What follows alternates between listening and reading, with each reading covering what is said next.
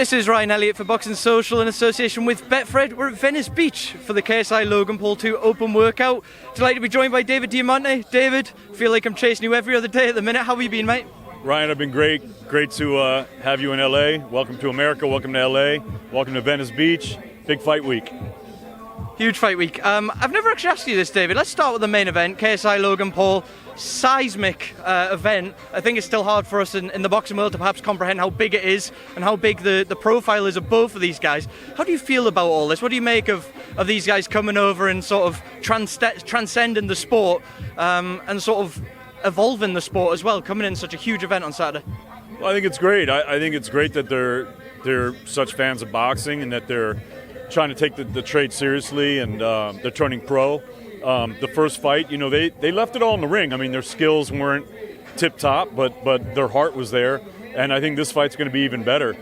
Manchester Arena was packed that night, and Staples Center is completely sold out, and it's going to be unbelievable. So, yeah, it's big, and, I mean, if we can get more eyes to the sport, I think it's great. They've came in this time after the first fight. Obviously, it was so impressive. Not only, I'm sure if you asked Eddie Hearn, the buys they did, the magnitude of the event, all the people we saw in Manchester Arena. This time, though, it's gone up a level. I know Eddie Hearn made a conscious effort to say, if we're going to do this, we're going to do it properly. Professional, no head guards. How does that differ? It's just gone that one step higher. How do those guys deal with not only the change in gloves and the change in stature of event, but everything that comes with it as well? How do they comprehend that? Well, I think these guys are used to the spotlight, and you've seen it with their following. But they're both stars in their own right. But from a boxing standpoint, when I look at this fight, when I watch the first fight and I look at this fight, to me, really what I see Logan Paul, to me, had the superior boxing skills. The problem with him is that he ran out of gas, so he got really gassed after the second round, and that was a big problem for him. That's when KSI was able to come on. And KSI, he's got a lot of power. He's throwing those major shots, but, I mean, really wide punches. So, you know, when you look at the time between that fight and this fight, I don't know if KSI is going to be able to hone his boxing skills enough to really match that of Logan Paul, but hopefully Logan Paul can get his wind up. So maybe I like Logan Paul in this fight. I think they're both, like I said, have a lot of heart, but I see Logan Paul coming out on top. They're doing the 6 rounds, general consensus. If either of them take the same shots that they did in the first fight with those head guards and the bigger gloves, somebody's going to sleep. Do you see any way this fight can go the distance, David? I mean, it's a 6-rounder, but they're pretty big guys. They're fighting at cruiserweight. They're both going to be throwing leather. So if one of them connects really, really well, it's going to be a whole different situation than the first fight. So we'll have to see who's got the beard to hold up, you know? There's been a conscious effort from both men going into this to sort of surround themselves with boxing people. JJ especially spoke to Vidal Riley, who obviously works alongside him, cruiserweight prospect Vidal Riley. He's got the likes of Stitch Duran there, Jeff Mayweather, Amr Abdallah. How crucial could that be to have that level of experience around him going into a fight like this? Well, it's huge, and of course Logan Paul's with Shannon Briggs. But again, like I said, if I watched the first fight, Logan Paul really threw some nice jabs. KSI had some really good hooks and stuff like that, but they were kind of wide punches. He seemed to have some power, though. So if he can get the boxing acumen up, then it could be really good for him. So I think it's very important. But, you know, again, boxing's one of those sports that a lot of times it takes many, many years to hone your skill. So I don't know if it's going to be enough time to really make a huge change. And especially when you get hit in the mouth, people resort to what they know. So, you know, you can. That's one of the things of why, when you start at a young age, it makes such a big difference, because it's when it's second nature to do something. When you've done something thousands and thousands of times, you know, you'll go back to that. And when you've just been recently doing something and you get hit real hard, you're going to go back to what you know. You're going to forget all the stuff you just learned in the last few months. So it makes a big, big difference to have it as second nature. I mean, when I first started to box, my trainer, all he would let me do is just throw the jab, throw the jab, throw the jab. And I used to have to do it in front of the mirror. I wasn't even allowed to hit the bag yet. I just had to do it in front of the mirror, get the form right. Then I went to the bag. Then we went to sparring and went to other combinations. And by the time that happened, I knew how to throw a jab correctly. So it's one of those things that takes a long time to perfect boxing. It's not something that you can learn overnight. I mean, you can ask Conor McGregor about that. You know, I mean, a really incredible fighter in the cage, but you step into the boxing ring, it's a whole different world. So we'll see. We'll see what the training's done and if it made a difference. There are some people, I mean, you look at a guy like a Nate Campbell or Sergio Martinez, there are some guys that start late in life, even a Deontay Wilder, they start late in life and they do really well. Some people just pick it up really quick. We'll see if KSI is like that. A big talking point when this bill was announced and we proceeded through was having 2 now world champions on the undercard of 2 YouTubers. There was some criticism from some corners of the boxing world as to say, why would 2 such high caliber fighters sink to fighting on the undercard of 2 novices? That said, I know Billy Joe and Devin see this as an opportunity for a lot of exposure, and they're viewing this as a place to sort of grow their profile. Which way of the coin do you see it, David? Do you think it's a good move from their part? Well, it's exactly right. I mean, I think it's a great move because they're fighters and they're fighting. So to me, it doesn't matter if you're in the middle of the card, the co-feature, the main event. That's all ego-driven. To me, it's about getting in the ring, defending your title, winning a fight, plying your wares. And you want fighters to stay active, and you also want fighters to get eyes on them. And they're going to have a lot of eyes, a lot of new eyes coming to them to watch this fight. And hopefully people will see how superbly talented these fighters are. I mean, Rashad Mahdi, Nikita Ababi, Alexis Espino, Diego Pacheco, Devin Haney, BJ Saunders. I mean, it's an unbelievable card. Some really great fighters on there. And I hope that some of these YouTube fans are going to watch this boxing and say, wow, that's really something special. And hopefully we'll get some new fans to it. So to me, it's really about who's putting the butts in the seats, and that's KSI and Logan Paul. Now, one fight I'm sure Billy Joe Saunders, who's in action this weekend, had a close eye on the past weekend. Saul Alvarez, Canelo, has moved to 175 pounds, claimed the WBO light heavyweight title against Sergey Kovalev. I'm sure you caught the fight, David. What do you make of it? What do you think of Canelo's performance in that fight? Well, it was a good fight. It was a very close fight until it wasn't.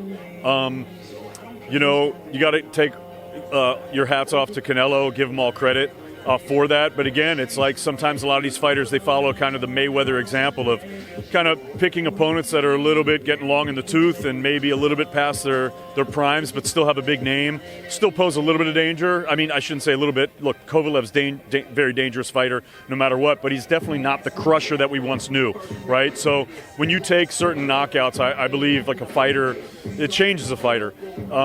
So he's not the same fighter that he was. I think we can all agree to that. If he steps up and fights Beterbiev or fights Bivol or fights Volzdik or any of these top guys in their primes, that's going to be a whole different story, and it'll be really interesting to see that. So I think there's a big difference when you get a fighter that comes in to win and you get a fighter that comes in to survive or a fighter that comes in just to get through the fight. And you could kind of tell by looking at Kovalev's face throughout the fight. I mean, he was very tentative. He was afraid to throw the right hand. He stuck his jab beautifully. But even the jab, he didn't really stick it as hard as he does. He's got one of the best jabs in boxing. It's a really underrated jab. It can be a real power punch. But he was very kind of tentative with it. He threw it a lot, but he was very tentative with it. And he just really didn't let that right hand go. And to me, you're the bigger man. You got to bully that guy. Come in and try to take it. And the other thing, too, when you get a fighter like Canelo, who's a really special fighter, and this guy does have power, he's got a good chin, good set of whiskers, why not try to get in there and take him out early and impose your will? Because what's going to happen with a fine fighter is, the first part of the fight is really, a lot of it is information gathering. So he's watching Kovalev, he's timing Kovalev, he's seeing things, and he's waiting for that opportunity, and that's exactly what happened. He saw, he watched what he was doing for X number of rounds, and then he just laid it on him. So if you're the bigger fighter and you still are the same guy that you were, I think he comes in and we're looking at a whole different fight. A lot of attention with Canelo since the victory was obviously what comes next. The Cinco de Mayo fight, the big money fight for anyone from 175 right down to 160 if you could even still get down there. A lot of fighters have their eye on that. Billy Joe Saunders fighting on Saturday, he's got a firm eye on that. I just want to know, David, who do you like to see Saul Alvarez face? There's so many options out there. I know there's a couple of Brits that want to throw themselves in the mix, but as mentioned, so many different names. Who would you like to see?